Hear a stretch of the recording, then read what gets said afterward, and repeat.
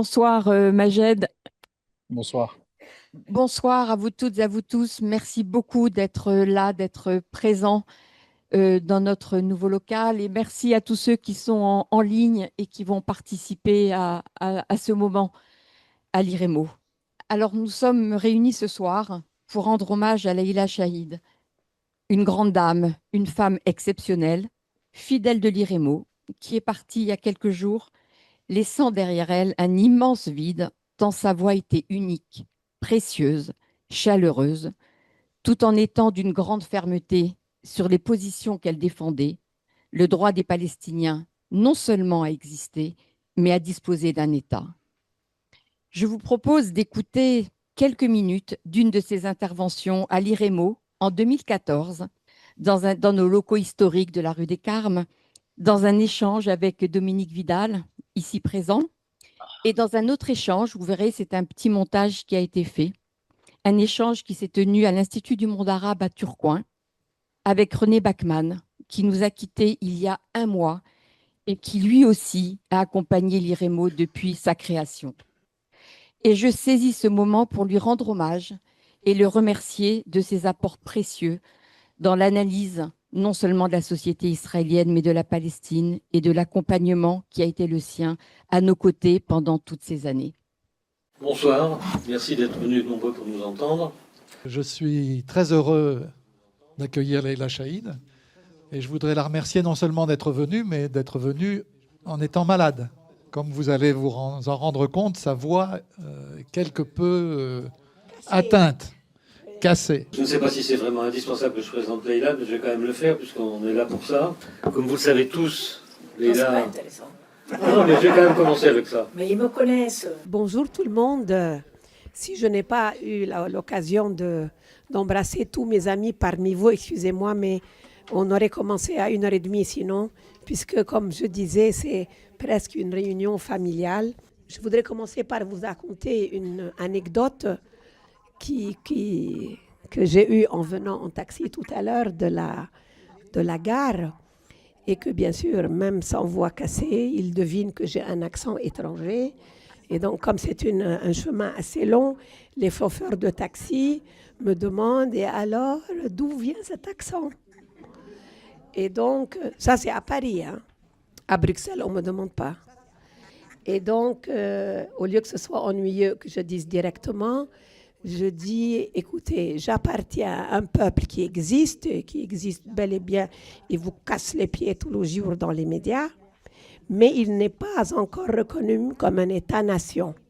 C'est le dernier dans le monde qui doit encore avoir un État reconnu.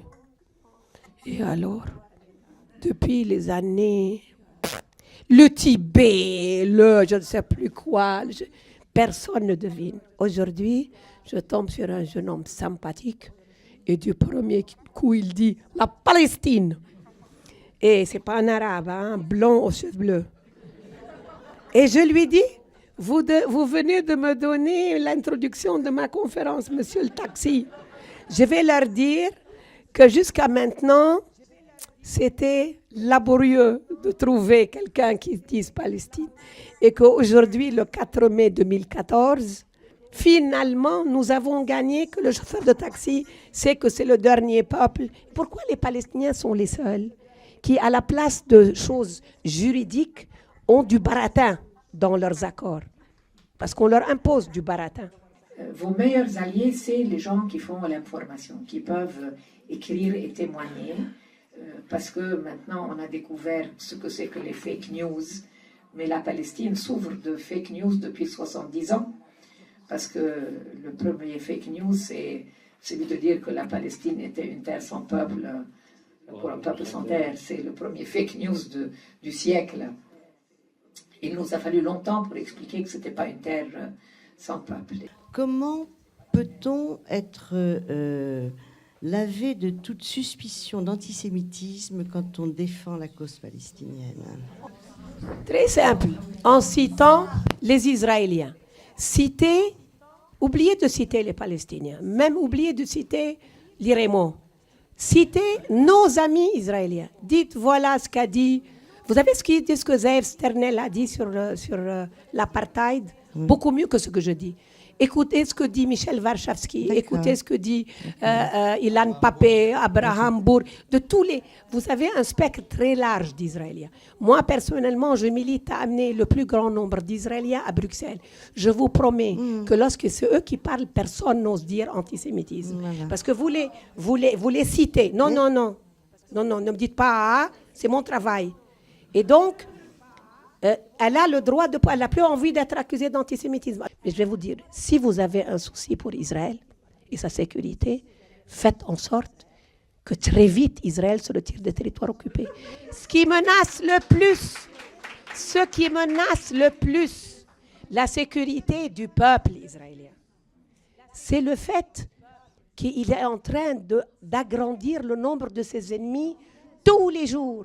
Je crois que Gaza devrait être la conscience torturée du monde parce que ça fait 11 ans que ça dure et que personne ne lève le petit doigt. Vous avez entendu parler d'une sanction votée contre le gouvernement israélien, que ce soit en France ou en Europe ou aux États-Unis. Et au contraire, aujourd'hui, M. Netanyahou, qui représente le gouvernement le plus radical qu'on n'a jamais vu en Israël, à l'espoir d'avoir des relations avec la monarchie saoudienne, avec les Émirats arabes unis, avec le Bahreïn, pour montrer que si les Palestiniens ne lui parlent pas, les Arabes lui parlent. Merci à Gianni et Marine d'avoir fait ce petit montage. Et ce qu'on peut dire, c'est que là où était Leïla, la chaleur était présente par sa façon unique de s'adresser à chacun d'entre nous. Elle était toujours là lorsque nous le demandions d'intervenir, d'expliquer une situation, battant en brèche les récits colportés par ceux qui entendent nier l'existence des Palestiniens. Elle s'exprimait avec justesse, précision, se basant sur les faits, qui en faisait d'ailleurs une débattrice hors pair, crainte par ses adversaires. La situation, comme vous le savez, n'a cessé de se dégrader. Les extraits qu'on vous a montrés datent de l'un de 2014 et l'autre de 2018. Tout était déjà là, bien évidemment, mais la situation n'a cessé de s'aggraver. Et l'horreur de ce qui se passe dans la bande de Gaza et en Cisjordanie a fini par être insupportable pour cette femme n'aspirant qu'à une chose, parvenir à une paix juste pour les deux peuples. Et aujourd'hui, cet objectif semble, est, à mon sens, inaccessible. Leïla, tu es morte de chagrin. Nous plongeons dans un immense chagrin. Mais Leïla, tu es et tu resteras notre boussole. Merci pour tout ce que tu nous as apporté. Et je te promets que nous continuerons à nous battre pour les Palestiniens et pour que les Palestiniens obtiennent ce à quoi ils ont droit, un État, et ce pourquoi tu t'es battu toute ta vie. Je terminerai en m'adressant à Mohamed Bourlada, son mari, son fidèle soutien, en l'entourant de toute mon amitié. Alors, je vais maintenant passer la parole à Majed Bamia, qui est à New York et qui nous fait l'amitié d'être présent ce soir, qui est en poste aux Nations Unies à New York. C'est pas important tout ça. Majed, je vous donne la parole. Merci beaucoup d'être avec nous. Merci à vous et ça va être la première fois que je m'exprime parce que c'est très pénible et difficile de parler maintenant, mais c'est important parce que Leïla est une lumière qu'il faut préserver et qu'il faut continuer à nourrir. Et avant de parler de Leïla la Palestinienne, même si je sais que c'est comme ça que beaucoup d'entre nous la connaissent, je voudrais parler de cette belle âme, de cet être qui s'intéressait à tout le monde, qui se préoccupait des préoccupations des autres, qui, alors qu'elle menait 100 combats, n'oubliait pas de passer des coups de fil, être rassurée sur les gens. Je me souviens en France, quand j'étais encore étudiant et que j'allais aux conférences et que je la voyais s'occuper avec l'ingénieur du son de comment le son se passait, puis essayer de placer les chaises avec ceux qui plaçaient les chaises et aller voir les stands et essayer d'aider.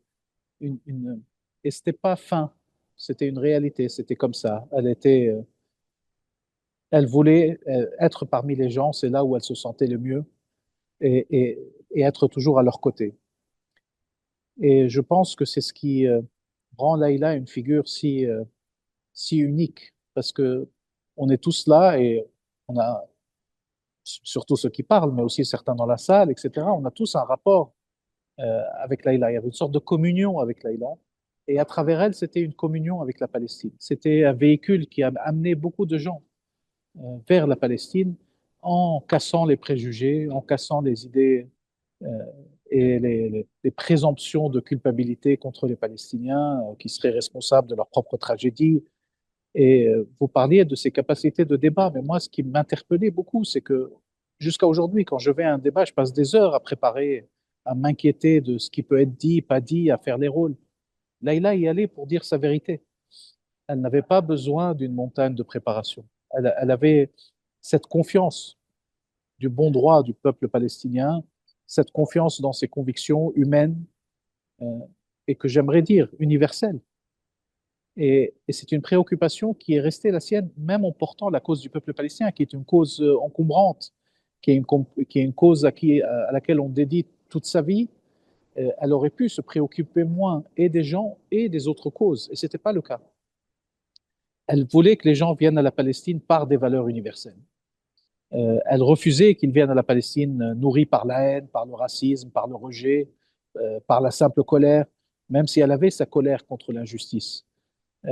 Mais elle s'est préoccupée du vivre ensemble en France, au même titre qu'elle se préoccupait de la réalité palestinienne et de la fin de l'occupation et d'un vivre ensemble où les gens seraient égaux et auraient de la liberté et pourraient vivre en paix, mais dans le respect de la dignité et des droits du peuple palestinien et non dans l'illusion que ça peut se faire à leurs dépens.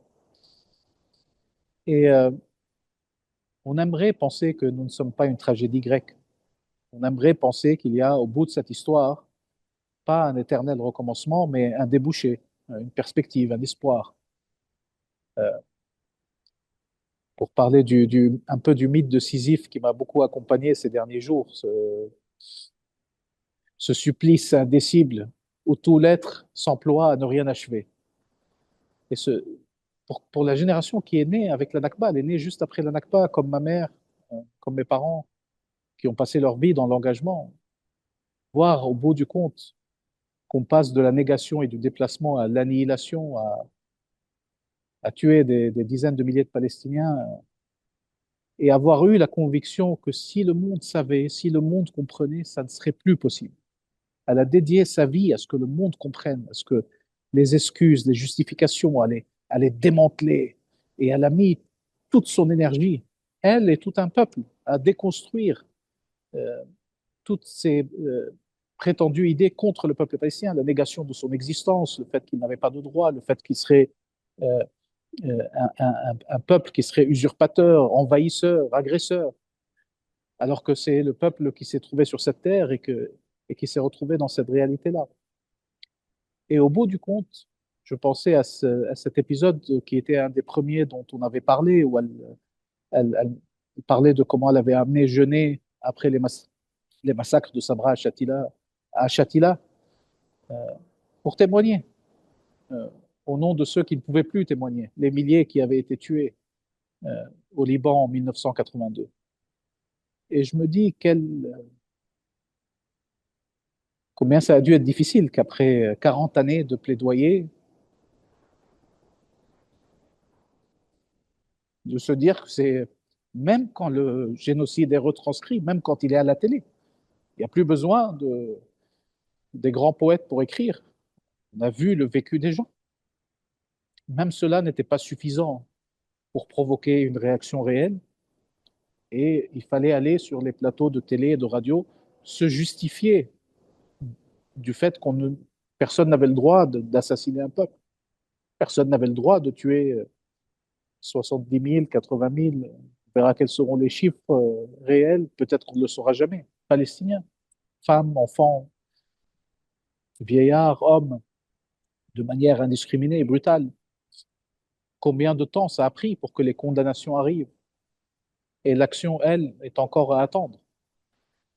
Et donc, pour cette génération, parce que Laïla, c'est un être unique, mais c'est aussi la fille d'une génération qui a connu, qui a fait la révolution palestinienne, un des plus grands mouvements de l'histoire contemporaine, qui a connu les autres mouvements de l'histoire et qui pensait, je pense, qu'à terme, dans la même logique de ces autres mouvements, on arriverait à la libération. Et au lieu de, au moment même où ça devait être ce moment-là, d'arriver à la libération, on se retrouve dans une situation où la menace existentielle pèse plus lourd que jamais, où la Nakba non seulement se répète, mais s'amplifie. Et je dois dire que il y avait une dualité entre cet espoir de voir qu'il y avait un rejet, il y avait des peuples qui se mobilisaient, il y avait cette connaissance de la Palestine dont elle parlait avec Dominique.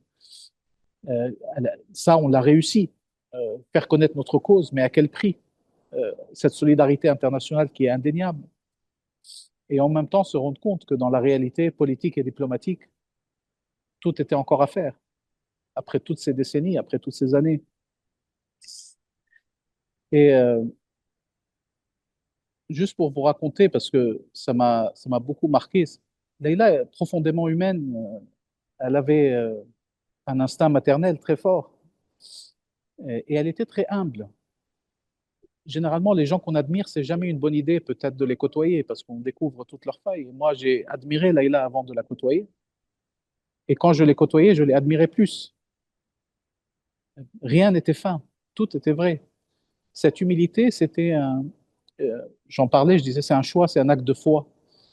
Et parce qu'elle croyait que les gens étaient importants. Elle croyait qu'elle pouvait trouver quelque chose chez chacun et qu'elle devait être à l'écoute et qu'elle devait discuter, qu'elle devait prendre le temps.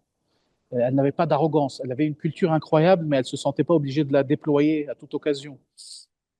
Et on a eu un échange parce que moi j'étais un jeune un peu sûr de ses capacités. Et elle m'a dit, je te dis, fais gaffe, tu es intelligent, tu as des capacités, mais l'ego, c'est le talon d'Achille de toutes les personnes qui ont des compétences. Et je te le dis, ça rend des gens très intelligents, très idiots. Parce que ça veut dire qu'ils sont tellement contents dans leur propre lumière qu'ils ne voient pas la lumière des autres et n'arrivent pas à s'en nourrir. Et donc, Laïla était une lumière qui se nourrissait de la lumière des autres et qui la nourrissait et qui prenait le temps de le faire. Elle pouvait voir de la grandeur partout et la susciter partout.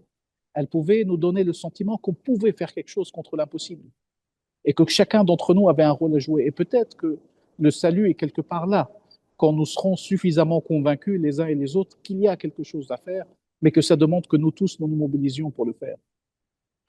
Et, et je sais que c'est un moment où c'est un peu difficile d'avoir cette espérance, mais moi je crois qu'une des raisons de mon espoir, c'est Laïla. Darwish disait on rêve d'une vie normale où nous ne serions ni héros ni victimes. Et elle a été héroïne et victime. C'est quelqu'un qui est venu d'une situation de privilège et qui a décidé de se mettre à disposition, d'abandonner ce privilège ou de le mettre tout entier à servir une cause. Elle a fait un choix. Il y a des gens qui viennent à la Palestine par le désespoir, par leur propre tragédie. Et il y a des gens qui viennent à la Palestine par ce sens de la responsabilité qu'elle avait et qu'elle a eu jusqu'au bout. Laïla, qui n'avait plus la force, était encore sur les plateaux télé, criant sa colère et demandant à ce que les choses changent et défiant le discours ambiant. Et, et, et elle appelait encore pour dire vous avez dit ça, vous avez fait ça, qu'est-ce que tu vas faire, qu'est-ce que tu as dit, ça c'était bien, ça c'était pas bien. Vraiment, cet accompagnement jusqu'au bout, alors qu'elle-même était à bout. Elle voulait nous porter à bout de bras. Euh, je dois dire aussi, parce qu'elle a été honnête et je me dois d'être aussi honnête, elle m'appelait son fils adoptif, je l'accusais parfois d'utiliser le titre avec d'autres, elle me disait que ce n'était pas tout à fait vrai, que j'avais une position spéciale. Je n'ai pas été un très bon fils. Je n'avais pas la capacité de Laïla de faire face à tout ça et de continuer à être humainement présent, à être disponible, à être... Et ils ont peut-être réussi avec cet assaut à nous rendre des solitudes, à faire de nous des solitudes. Qui ont du mal à communiquer, qui ont du mal à confesser leurs sentiments, qui ont du mal à dire leur amour, qui ont du mal à porter les autres, qui ont du mal à eux-mêmes continuer à croire et à œuvrer. Mais elle continuait à le faire. Elle n'a jamais été avare de son amour, de sa force, de ce qui lui restait de force pour la donner aux autres. Et c'est pour ça que, pour moi, un de mes grands espoirs, c'est que sa lumière perdure. Cet amour que j'ai vu déployer à son égard est incroyable. je me dis que ces ténèbres sont redoutables. Mais si on a eu la chance d'avoir des êtres de lumière comme ça dans notre cause, c'est pas pour qu'au bout du compte, on capitule face aux ténèbres. On a un devoir de porter cette lumière qui n'est pas seulement pour la Palestine. On croit que la Palestine est essentielle, c'est vrai. Euh, Elle est essentielle pour nous, elle est essentielle pour le reste du monde. C'est l'endroit, c'est comme ça, il a cette dimension incroyable. Il y a des causes qui ont des dimensions incroyables, il y a des lieux qui ont des dimensions incroyables. Mais on a toujours pensé notre cause aussi en articulation avec le destin humain. Et je pense que Leïla l'a incarné mieux que quiconque. Et oui, Majed, nous porterons cette lumière.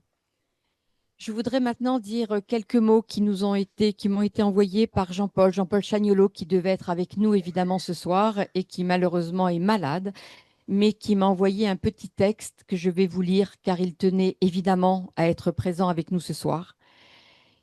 J'ai beaucoup tenu avec Agnès à ce que l'IREMO organise un hommage à notre très chère amie Leïla, et voilà que je suis empêchée d'y participer pour une mauvaise intoxication. Je suis vraiment désolée de ne pas être parmi vous. Comme beaucoup ici, je connais Leïla depuis longtemps, une trentaine d'années.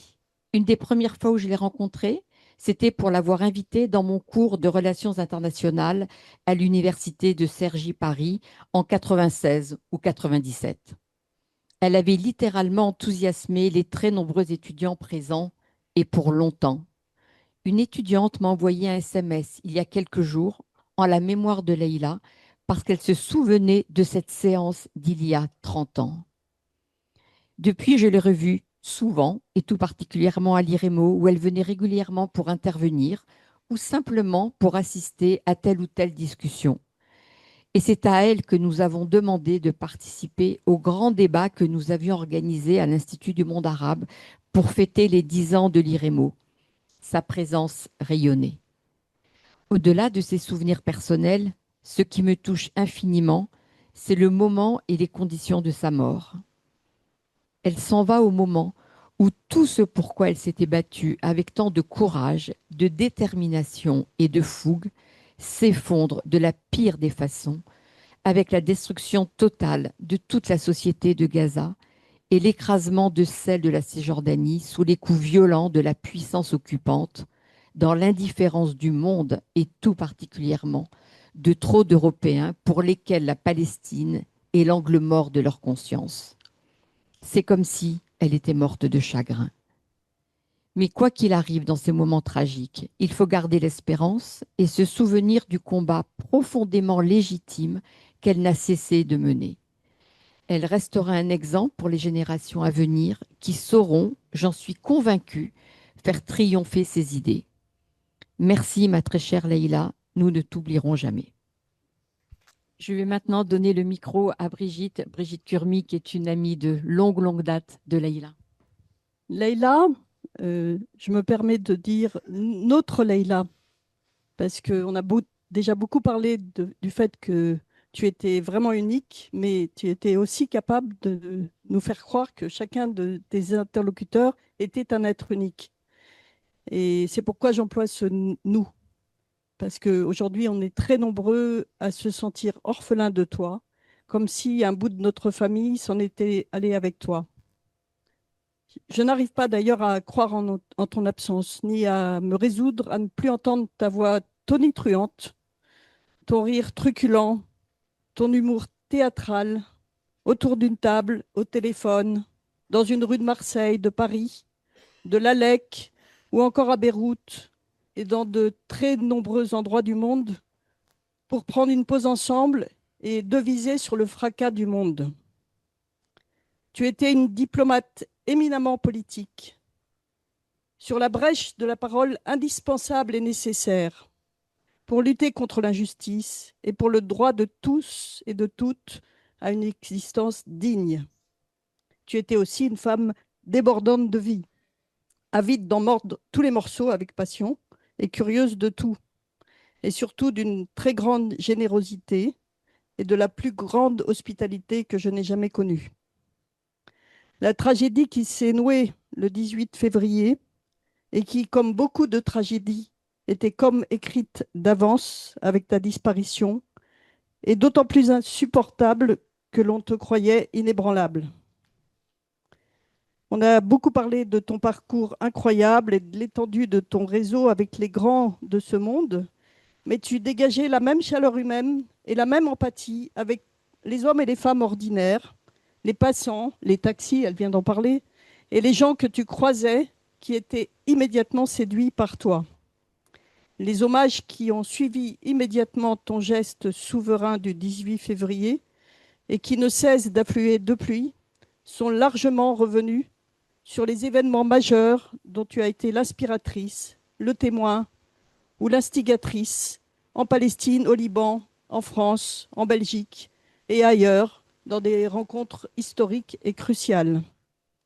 Tu nous as souvent raconté, avec le sens du récit que l'on te connaît, ton engagement dans la cause palestinienne depuis les années d'avant la guerre, au cœur de ce Beyrouth foisonnant et passionnément politique, jusque dans la tourmente de sa longue guerre civile.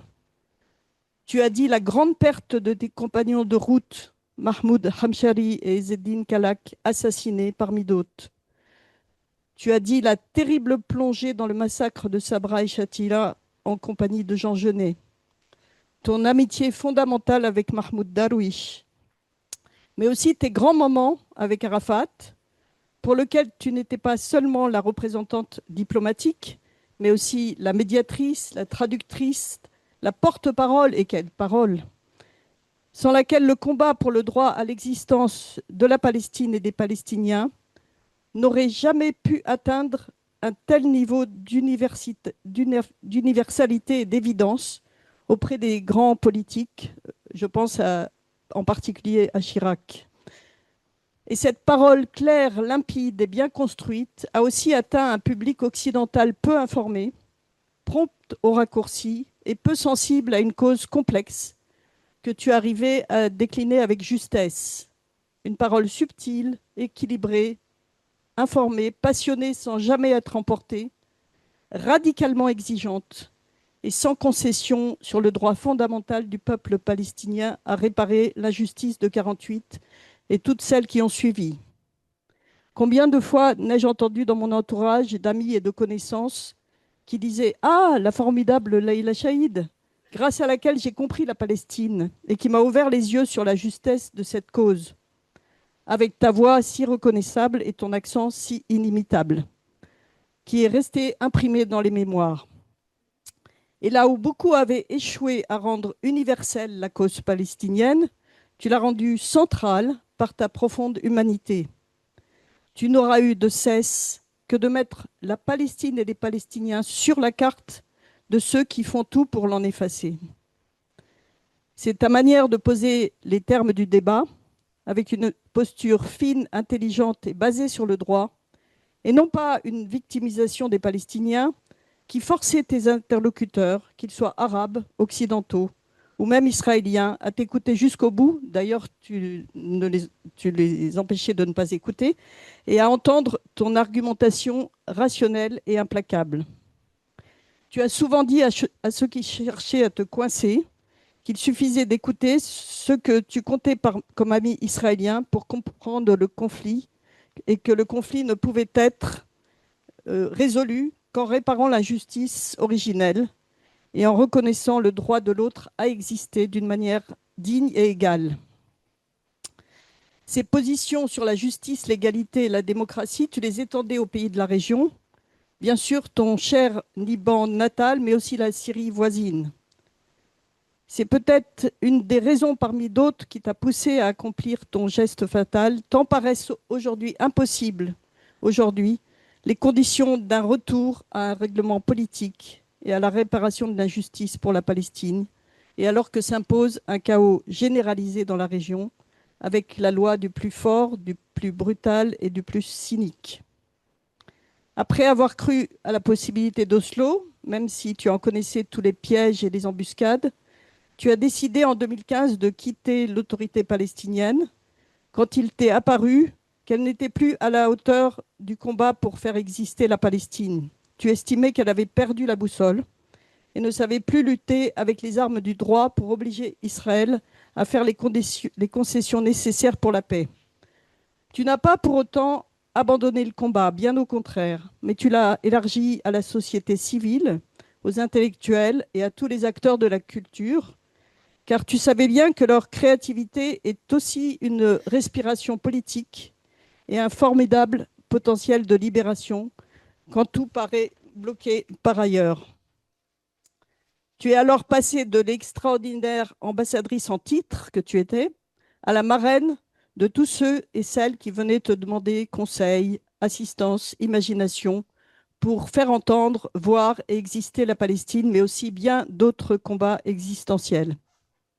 Personnellement, je t'ai rencontré un jour de l'hiver 94, alors que j'allais prendre un poste de coopération humanitaire au Consulat général de France pour les territoires palestiniens. Nous ne nous sommes jamais quittés depuis et tu as largement contribué à me faire choisir la carrière diplomatique par ta façon unique d'exiger tout en même temps. Le droit, le respect de la vie humaine, la pratique de l'écoute et l'empathie, et le combat avec toutes les armes politiques, culturelles, artistiques, contre toute forme de racisme, d'indignité et d'injustice. J'espère, comme Majed et d'autres, que nous serons à la hauteur pour continuer ton chemin et tes combats. En tout état de cause, ils nous habitent et nous ne quitterons pas de sitôt. Courage, Mohamed, qui n'a épargné aucun effort pour Leïla. Wa ila liqa, habibti Leïla. Merci Brigitte. Je vais maintenant donner la parole à Dominique Vidal, qui est un compagnon de longue date de Leïla et avec qui vous avez tellement justement discuté, allé dans les banlieues en France, un peu partout, mais au-delà, pour justement porter cette parole tellement unique. Merci Agnès, je suis très heureux d'être avec vous dans cet hommage.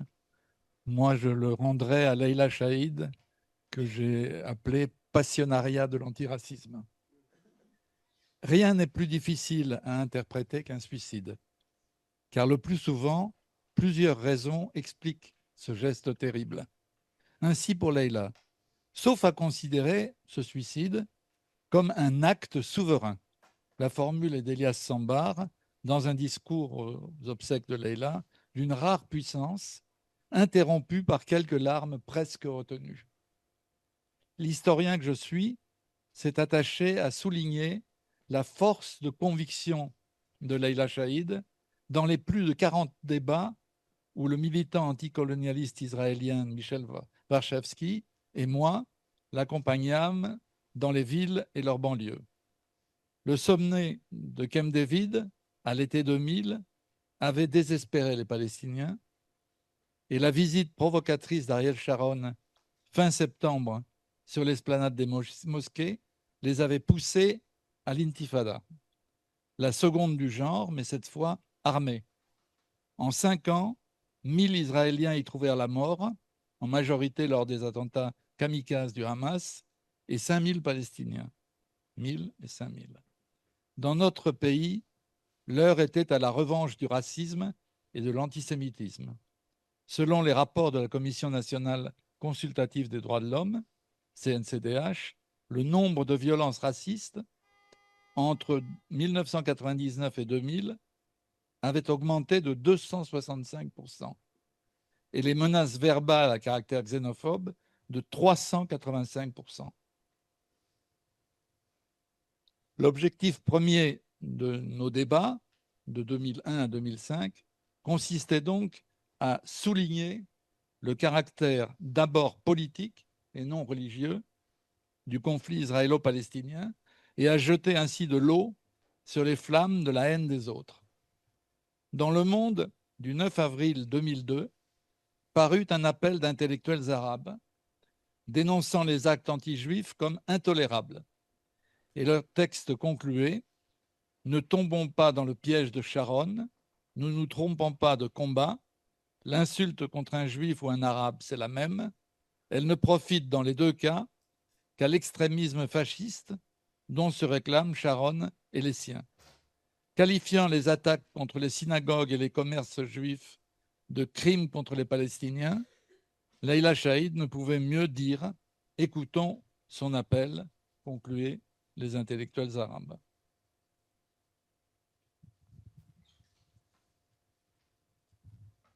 Je peux témoigner tout au long de ces 42 ou 43, on n'a jamais réussi à se mettre d'accord, 42 ou 43 débats, je n'ai jamais entendu l'un quelconque des 15 000 participants à nos conférences dire une seule phrase raciste ou antisémite. Jamais. En revanche, nombre de jeunes issus de l'immigration interrogèrent la déléguée de Palestine en France: pourquoi parlez-vous d'antisémitisme alors que vous considérez celui-ci comme une forme de racisme? Leïla répondait en rappelant longuement les persécutions subies par les Juifs à travers l'histoire de France.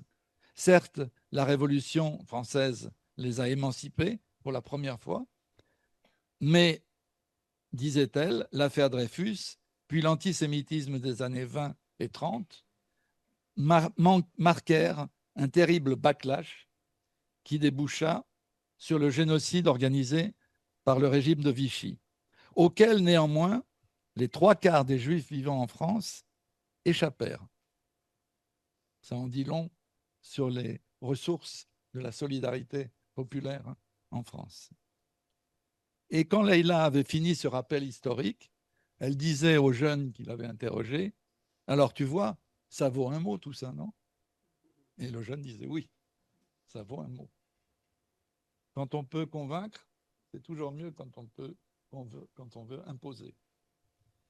Bref, Leïla était une des très rares personnalités qui ne cédait jamais à la manipulation des racismes, qualifiant même l'antisémitisme de plus grand danger que l'islamophobie.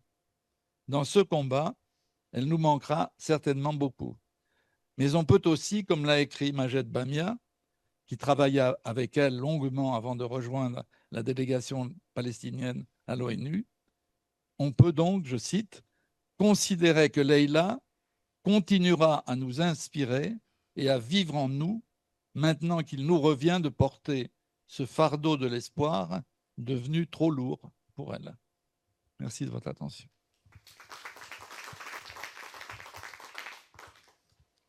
Merci beaucoup, Dominique. Et maintenant, je vais passer la parole à Hala Kodmani, qui, elle aussi, souhaite rendre hommage à Leïla. Merci Agnès, merci Ali Remo d'avoir organisé cet hommage très rapidement. Et on voit, vu l'affluence, combien c'était bienvenu. Je ne vais pas revenir sur tout ce qui a été dit, mais j'ai été très impressionnée, non pas surprise, mais impressionnée de voir durant ces derniers jours combien d'hommages, d'émotions ont été exprimés par une diversité extraordinaire de gens, que ce soit à la télévision, dans les journaux, dans les réseaux sociaux, des ministres, des ambassadeurs, des diplomates, des militants, des artistes, des Arabes, des Français, des Palestiniens, des Libanais, ceux qui l'ont connu longtemps, mais même la nouvelle génération. Une nouvelle génération, moi j'ai des enfants trentenaires choqués tout d'un coup. Et j'ai réalisé que, bon, moi qui ai connu Leïla pendant aussi une trentaine, une quarantaine d'années, je ne sais plus combien, je ne me rendais pas compte combien elle pouvait toucher et combien elle avait influencé et touché une telle diversité de gens. Et c'est pas seulement parce qu'elle avait la conviction, bien sûr, parce qu'elle avait la parole franche, qu'elle avait tout le bagage, mais parce qu'elle aussi, elle savait s'adresser à tout le monde. Elle savait s'adresser à chacun. Elle savait s'adresser aux petits garçons, aux enfants de ses amis, à l'étudiant, à la personne, au diplomate, au ministre, au président. Et c'est un talent extraordinaire, et je crois que vraiment qui n'est pas du tout partagé par beaucoup de monde. Et en tout cas, si je dis ça ce soir, c'est aussi avec le regret de voir que la voix de la Palestine qui était portée par Leïla n'a pas été remplacée. N'a pas été remplacée, pas seulement parce qu'elle était une femme d'exception, parce que les temps ont changé, qu'ils sont devenus beaucoup plus durs. Que Leïla, longtemps, a été, parce qu'elle maîtrisait, elle faisait valoir le droit, l'histoire, la culture, appelée au dialogue, à la paix. Et tout ça, aujourd'hui, est complètement bafoué, est complètement inexistant. On ne peut plus. Le droit devient ringard.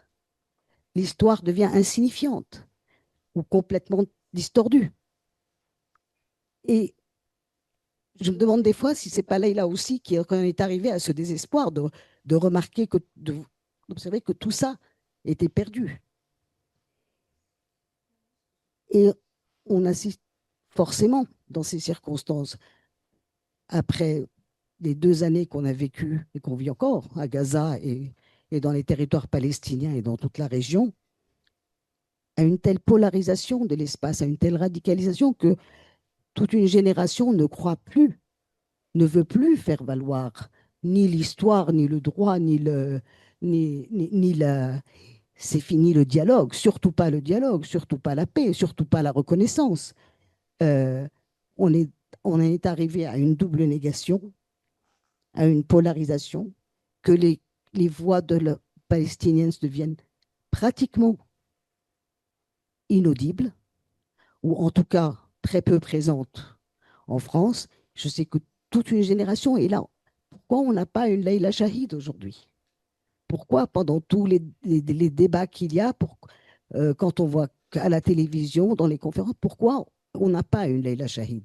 Pourquoi il n'y en a pas aujourd'hui? Parce qu'on sait la réalité que c'est. Mais même aujourd'hui, les Palestiniens, les pro-palestiniens, ceux qui défendent la Palestine, ceux qui voudraient poursuivre le combat de Leïla, et je sais que beaucoup parmi vous, parmi nous, comme chacun, on peut en faire la promesse, on voudrait le faire. Mais aujourd'hui, les voix se sont tues. Et peut-être juste appeler des jeunes Palestiniens, il y en a beaucoup.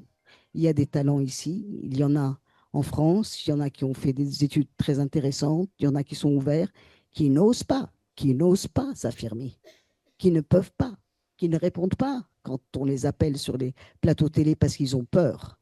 Ils ont peur de s'exprimer, ils ont peur de dire le fond de leurs pensées.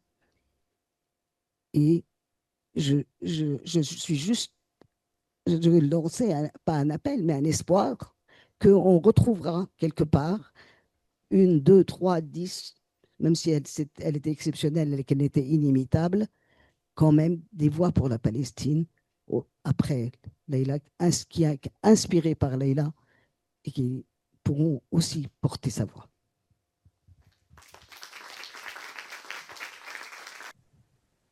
Par rapport à ce que vient de dire Madame Ala Kodmani, alors vous dites il n'y a plus de Leïla Chahid et c'est bien dommage. Moi, je ne suis pas tout à fait d'accord. Je pense qu'il faut penser un peu collectif. Il y a quand même des grandes voix qui s'élèvent, Francesca Albanese, des universitaires. Je ne vais pas citer leur nom parce que ce que vous avez dit qui est juste, c'est la peur. On ne le dit pas assez. Et si on reprend Montesquieu, eh bien, quand les gens ont peur, on est en tyrannie. Voilà, je n'irai pas plus loin là-dessus. Revoir nos classiques. Donc, je pense que quand même, on ne peut pas dire que... bon, c'est vrai que Leïla, je n'ai rien à redire, elle a été une figure de la Palestine, mais on a plein de voix aussi maintenant qui s'expriment, hein, quand vous allez sur les réseaux sociaux, je n'ai pas besoin de les citer, des universitaires et autres, qui parlent. Donc, il faut penser peut-être plus pluriel maintenant. Voilà. Deux souvenirs très, très, très brefs. Gérard Faye, ça fait une quarantaine d'années aussi que nous connaissons, Michel et moi, Leïla. Je me souviens de toutes ces réunions auxquelles nous avons participé. Et je me souviens avec quelle amitié elle présidait à toutes ces réunions. Bon, elle n'arrivait jamais, comme ça a été dit déjà tout à l'heure, je crois, elle n'arrivait jamais avec un petit papier et une intervention toute préparée. Elle regardait la salle, elle retrouvait des amis, des intervenants, et puis toujours, elle avait le souci de nous présenter les uns les autres dans la mesure où elle sentait que nous pouvions dire quelque chose qui faisait avancer la cause du peuple palestinien. Autre souvenir, au moment des accords d'Oslo, nous étions tous dans les hésitations. On se disait bon, tout simplement, ben, voilà, le peuple palestinien est au bout d'un tunnel, et puis il y a une petite lumière qui s'est levée. Et, voilà. Et je me souviens également qu'elle avait dit à Michel un jour, ma chérie, qu'est-ce que quand même, tu vois, nous avons un drapeau, nous avons des timbres, c'est une lueur d'espoir, et puis nous avançons vers cette lumière, quoi. Bon, c'était sa contribution, ça a duré quelques mois peut-être, bien sûr, mais ça a toujours été sur les mêmes tons, avec la même passion de nous connaître, de nous faire nous réunir les uns les autres dans le même combat. La lumière de Laila est ici ce soir, c'est clair. Je voulais enchaîner avec Hala parce que moi, je travaille à l'Institut des civilisations et des langues orientales et il y avait une séance de poésie palestinienne qui devait avoir lieu ce soir et organisée par un collègue à moi qui a travaillé beaucoup avec les bâtons dans les roues, mais la séance a été annulée hier soir sans raison aucune et mes étudiants et beaucoup d'étudiants sont tellement déçus et fâchés. Donc, je crois qu'il faut avoir un peu d'espoir de la génération nouvelle. Merci.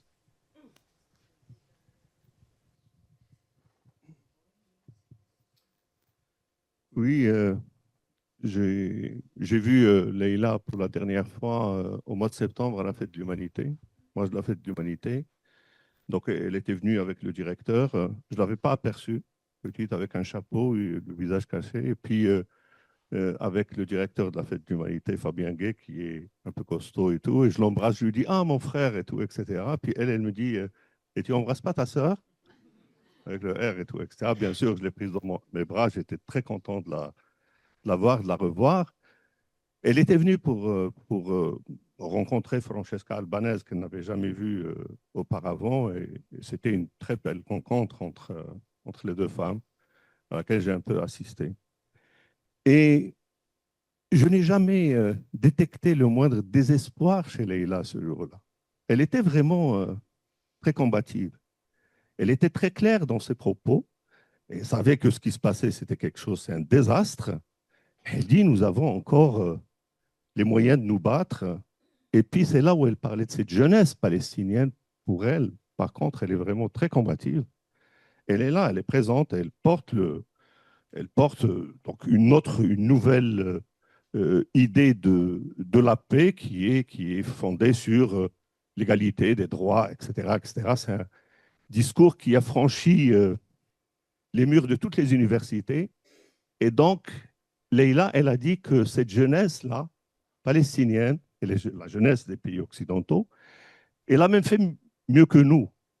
Ils ont atteint des endroits qu'on n'a jamais pu atteindre auparavant. Et on avait vu l'école normale supérieure, Sciences Po, etc., etc. Moi aussi, je me sens vraiment orphelin de Leïla parce que quand d'ailleurs je l'ai rencontrée, je l'ai invitée, je lui ai dit on va organiser un grand truc à la FPS, l'Association France-Palestine Solidarité, on aimerait bien que tu sois là. Ah non, non, non, regardez les jeunes, ces jeunes. Je lui dis mais ils ne les laissent pas parler. Et c'est là où elle m'a dit effectivement, ils ne les laissent pas parler. Elle m'a parlé de toi, Majed. Elle m'a dit Majed, on le voyait de temps en temps sur France 24, jamais sur TF1, ni France 2, ni etc. Maintenant, même France 24 ne veulent plus de lui. Parce qu'à chaque fois, il cloue le bec à ses interlocuteurs, à ceux qui sont en face de lui, les Israéliens. Donc, si on n'entend pas des voix palestiniennes maintenant, c'est parce qu'elles sont étouffées. Ce n'est pas parce qu'elles n'existent pas, mais elles sont vraiment étouffées. Et on voit ce qui se passe. Elles sont étouffées. Un exemple pour finir, aucun hommage ne lui a été rendu par le gouvernement. Aucun ministre n'a parlé d'elle.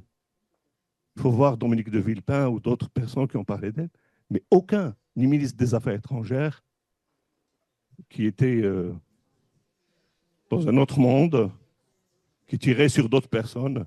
Mais on n'a rien entendu de la part de ce gouvernement concernant la grande Leila Chahid. Merci. Il y a eu juste pour... il y a eu un très long communiqué de l'Élysée qui fait 2 pages et qui est assez fouillé dans les informations sur Leïla et son parcours, etc., mais qui malheureusement n'a pas connu un écho médiatique parce que justement c'était un communiqué et pas, par exemple, un tweet qui aurait pu atteindre plus facilement le public. Oui, bonsoir, je m'appelle Bernard Dreano, je suis président d'une vieille association qui s'appelle le CD Team et qui fait que je connais Leïla depuis qu'elle était militante à la GOUPS, l'association des étudiants palestiniens en France, ce qui nous ramène quelques décennies antérieures. Je voudrais juste dire un mot sur, y compris quelque chose sur lequel Leïla insistait beaucoup et sur lesquels plusieurs personnes sont intervenues. Sur la force et la combativité des jeunes générations en Palestine, dans les conditions épouvantables que l'on connaît, mais aussi dans le soutien à la Palestine en France. Et elle insistait toujours là-dessus, dans ses interventions récentes. On peut se poser la question sur le fait que comment se fait-il que l'espoir d'une, sinon sortie du tunnel, du moins un peu de justice en Palestine, avec la perspective des 2 États, a disparu. Ça fait 20 ans, 25 ans. Et Leïla a continué à combattre, à représenter la Palestine sur le plan diplomatique jusqu'à ce que ça n'ait plus de sens quelque part. Mais comment se fait-il que nous avons, nous,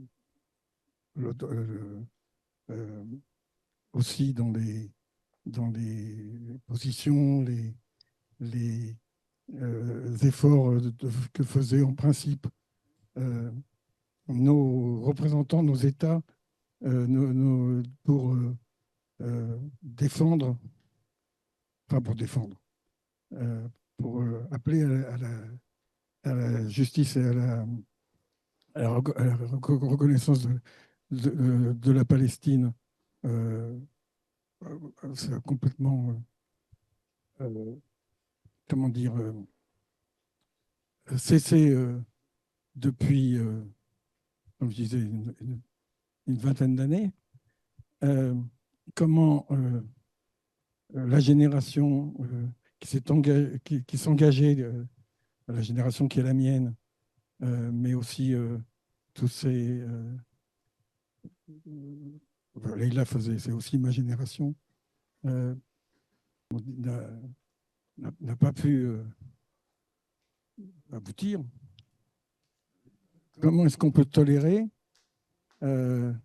cet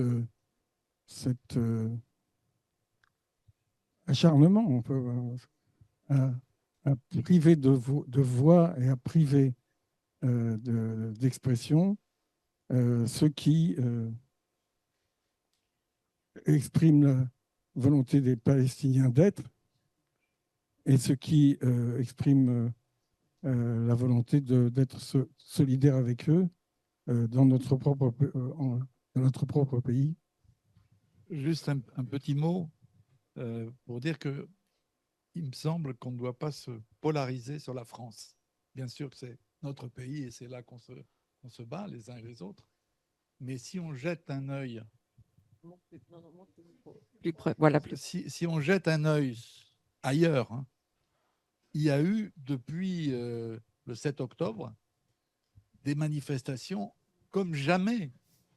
À Londres, 500 000 personnes à Londres, des centaines de milliers de jeunes au Maroc. Je veux dire, on ne va pas faire la liste, ce n'est pas la peine, mais on a eu un mouvement étudiant aux États-Unis notamment, comme jamais on avait vu. Donc, je ressens aussi la douleur d'avoir un gouvernement français qui est ce qu'il est, et notamment un ministre des Affaires étrangères qui passe son temps à vouloir faire démissionner Francesca Albanese sur la base de propos qu'elle n'a jamais tenus. Je veux dire, tout ça, on le sait, mais ça n'empêche pas que le monde autour de nous, il ne tourne pas autour du nombril français.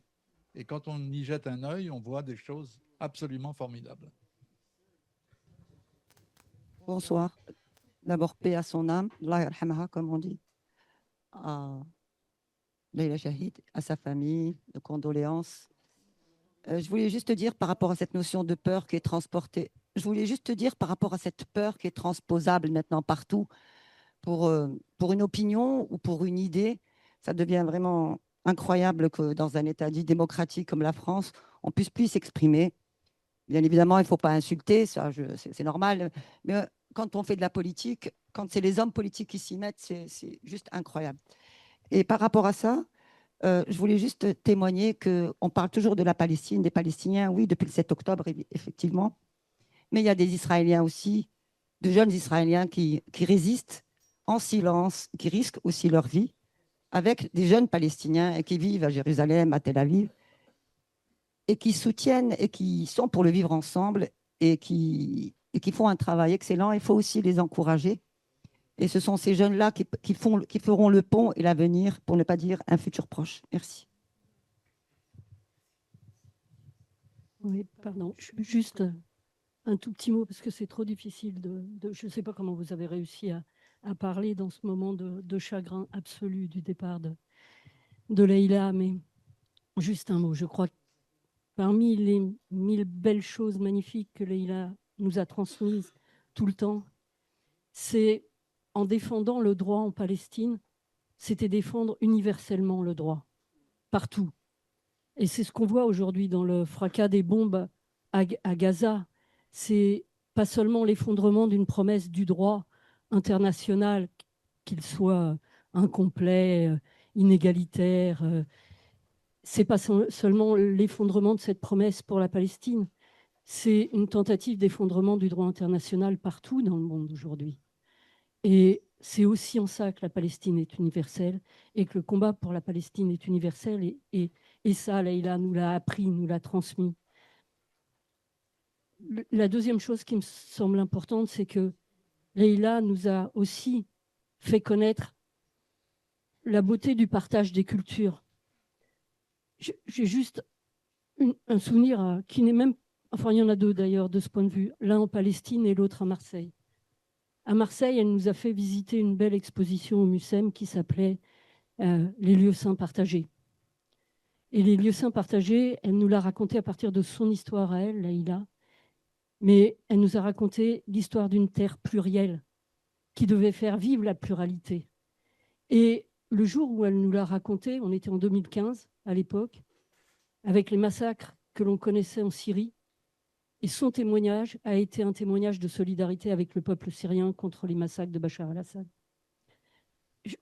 C'est cette universalité-là que le combat pour la Palestine représente aussi, même si ce sont au premier lieu, évidemment, les Palestiniens qui en payent, et les Palestiniennes qui en payent le prix très, très fort. Et le deuxième moment fort aussi, qui a à voir avec son appétit de transmission de la culture universellement, c'est ce moment au théâtre Al-Kassaba, où quand elle avait accompagné une délégation du Parlement international des écrivains à l'invitation de Darwish en 2002. Vous étiez aussi en Palestine à ce moment-là, et juste après, et avant l'enfermement de Yasser Arafat à la Moukrata. Et le Parlement international des écrivains, à l'invitation de Darwish, s'est rendu au théâtre Al-Kassaba quelques jours seulement avant qu'ils soient écrasés par les chars israéliens.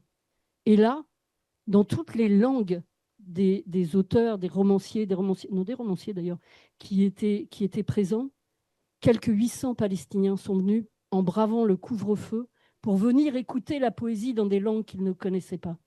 Et Leïla, c'est ça aussi. Et c'est ça qui nous reste au cœur. Et c'est toute cette richesse de l'universalité dont la Palestine est au sommet. Voilà.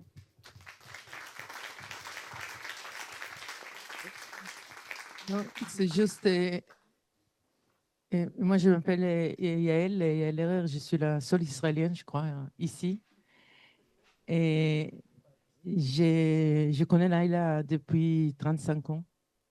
Et en fait, j'avais des liens, des dialogues, et on discutait beaucoup. Moi, j'ai été contre les accords d'Oslo. Je lui dis, mais tu verras, il n'y aura rien. Je connais la société israélienne. Mais avec tout ça, et en fait, je parle comme ça un peu spontanément après Isabelle, parce que Laïla m'a demandé, comme on était allé avec les parlements des écrivains et à Ramallah, d'organiser un truc parallèle israélien. Alors moi, j'ai insisté qu'on ne voit pas les grands écrivains, sionistes de gauche, etc. Après, c'était un compromis que je fais avec Laïla. Je dis, OK, Grossman peut-être, mais pas Oz, etc. Mais qu'il voit les nouveaux historiens de la gauche non sioniste, etc. Je parle de ces grands écrivains. Et c'était toujours comme ça, c'est-à-dire... mais moi, je pense que c'est une perspective qui la raisonne, parce que moi, on se connaît aussi 35 ans, et pareil pour Brigitte. C'est-à-dire, c'est nos amitiés qui commençaient quand j'étais toujours, quand j'habitais en Israël. Et moi, je pense qu'on a un problème maintenant. C'est-à-dire qu'on n'a pas du tout des voix israéliennes, par exemple, comme la mienne. C'est-à-dire la seule chaîne moi, je suis invité régulièrement sur une chaîne fasciste israélienne pour I24 News et en arabe. C'est-à-dire, mais rien d'autre. Et là, le fait qu'elle a insisté d'avoir cette voix-là, même comme moi, personnellement, beaucoup de fois, je lui dis, mais ton ami Ali Barnavi, c'est une blague. C'est-à-dire, pourquoi tu invites celui, c'est là, etc. Et c'est des personnes, et à la fin. Mais je pense que malgré leurs idées, elle avait raison. C'est-à-dire, je pense qu'on parle de la Palestine et on parle d'une future, c'est-à-dire où on appelle à l'égalité pour tout le monde. On a dit qu'il faut avoir la justice et l'égalité entre les Jourdain et la mer. On ne peut pas ignorer les Israéliens dans cette histoire-là. Alors, Dominique, quand tu as parlé avec Michel et Laïla, c'était déjà il y a 20 ans. Et c'était des moments où on n'a jamais parlé de la Palestine, d'Israël-Palestine, sans inviter des Israéliens. Et moi, je suis témoignante parce que moi, je suis là et ça fait 15 ans que j'habite en France. Et bon, Laïla, elle n'était jamais contente de mon français. Elle n'était jamais contente de comment j'habite et pourquoi je ne me maquille pas. Je viens pour te coiffer. Mais quand même, c'est-à-dire, on est un collectif ici à Paris, on est 100 personnes et beaucoup parmi nous, ils sont des universitaires, des militants, des juristes, des comédiens. C'est-à-dire, c'est des personnes qui peuvent s'exprimer en public, mais en fait, on n'est presque jamais invités. Et ça, c'était... Et Laïla, elle a fait une autre chose. Elle a fait une autre chose et je pense qu'encore une fois, c'est-à-dire, à l'époque, on s'engueulait, je lui dis, mais pourquoi Laïla, on n'a pas besoin de ça et tout ça, mais en perspective, je pense qu'elle avait raison et c'est dommage. Et ici, je rejoins Hala complètement et c'est qui, en fait, je rejoins tout le monde. Et merci à tout le monde. Il faut juste que je dise encore une fois, moi j'étais dans mon ancienne vie, j'avais une maison d'édition et j'ai publié Andalous, on a publié la littérature arabe en hébreu. Et Laïla et Mohamed m'ont soutenu depuis le premier jour. Et en fait, le premier livre qu'on a publié, c'était un recueil de Mahmoud Darwish. Et moi, j'ai connu aussi Mahmoud Darwish quelques années auparavant. Quand je suis venue lui voir, il m'a dit, mais Yael, il m'a dit, tu es trop jeune, tu es trop militante, et moi, je vais de vraies maisons d'édition, etc. il était un peu comme ça. Alors j'ai appelé Laïla. 15 minutes après, elle m'a appelé. Tout va bien avec Mahmoud. Et après, j'ai publié également, c'est-à-dire toute son bande, mais aussi les mémoires formidables de sa mère, qui dit beaucoup. C'est-à-dire, si on lit Cyril Al-Husseini, on comprend beaucoup sur Laïla et sa famille, et aussi un roman de Barada, qui aussi est très, très, très important. Pour ma part, je voulais simplement dire quelques mots parce que je me sens dans l'obligation de ne pas rester silencieux. J'ai eu le plaisir et l'honneur de connaître Laïla à la faveur d'une carrière diplomatique qui, en bonne partie consacrée au Moyen-Orient, mais aussi dans des pays où les peuples souffrent beaucoup des aberrations géopolitiques et du jeu des puissances. Et ce que je voulais dire simplement, mais qui découle très naturellement de ce qui a déjà été dit, et j'étais très sensible à ce qu'a dit Magid sur la lumière qui se dégageait de Laïla en tant que personne, c'est que, en fait, elle a donné toute sa dignité à l'action diplomatique et à l'action politique. Alors, ça paraît banal de le dire, mais c'est quand même important, encore plus à l'époque que nous vivons, caractérisé par un affaissement du politique, et quand le politique ne s'affaisse pas, il se durcit ou il s'aveugle. Et donc, moi, j'ai souvent pensé à nos échanges, à nos dialogues, quand j'étais même loin de la question palestinienne ou israélo-palestinienne. Je dois dire que j'ai rencontré peu de personnes qui cumulaient les mêmes qualités que Laïla. Ça arrive parfois, il y a des échos, il y a partout matière à espoir et des interlocuteurs précieux, mais il y avait quelque chose d'exceptionnel chez elle qui faisait que, même très loin de la question palestinienne, je pensais, il m'arrive assez souvent de penser à nos échanges en écho aux situations que je pouvais connaître, que ce soit au Soudan, en Irak, au Congo, dans des endroits compliqués. Et enfin, le dernier point que je voudrais vous livrer, c'est, moi je suis très sensible d'abord à l'optimisme incroyable qui s'est dégagé de sa manière d'être. Et si nous conjoignons cela avec le geste souverain que vous avez évoqué, ça, je ne sais comment le dire, mais ça nous appelle à la fois un sentiment mêlé de nécessaire optimisme, mais de grande gravité sur l'état du monde. Bien, alors moi j'ai croisé Madame Leïla Shahid pendant 30 ans, partout en conférence. J'aimais beaucoup cette dame, j'ai été profondément choquée d'apprendre sa mort. Mais il me semble que si on continue à ne pas être dans son sillage, c'est-à-dire continuer à se battre, continuer à réfléchir, continuer à dire, plutôt que de se lamenter en permanence, l'histoire c'est comme ça. Il y a des moments où ça plonge, il y a des moments, ça n'empêche pas les gens de se réunir, de parler, de combattre. On perd quelquefois, et ce n'est pas pour autant qu'on perd complètement. Donc pour les jeunes aujourd'hui, entendre ces lamentations, moi je dois dire que ce n'est pas respecter les Shahid.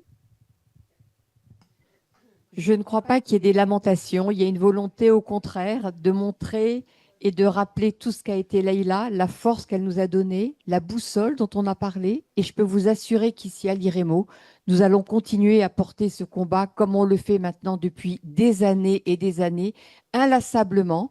Et nous continuerons à nous exprimer et à faire s'exprimer les jeunes, les moins jeunes, ceux qui veulent, qui continuent, et que nous encourageons évidemment la poursuite de ce combat qui pour nous est absolument essentiel, qui est une partie prenante de ce qu'est l'IREMO.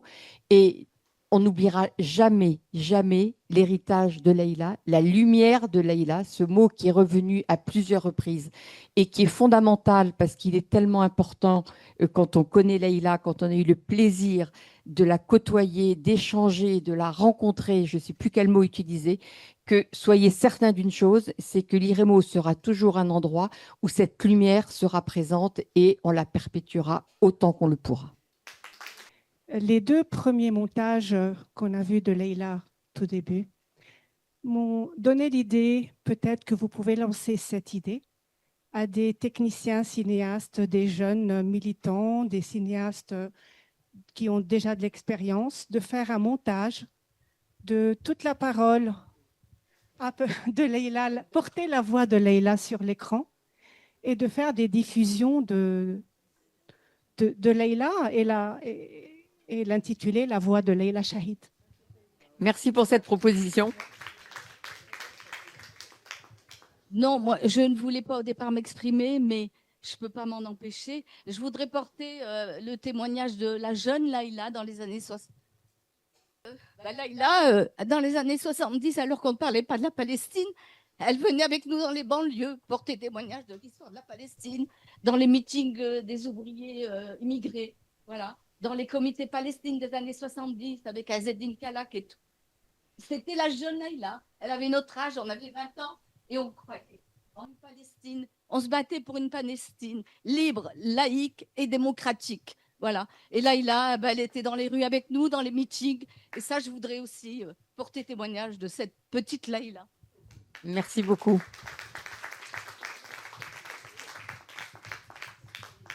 Eh bien, merci à vous toutes et tous d'être venus ce soir. Merci à ceux qui nous ont suivis en ligne. Merci beaucoup à Majed si vous êtes encore là.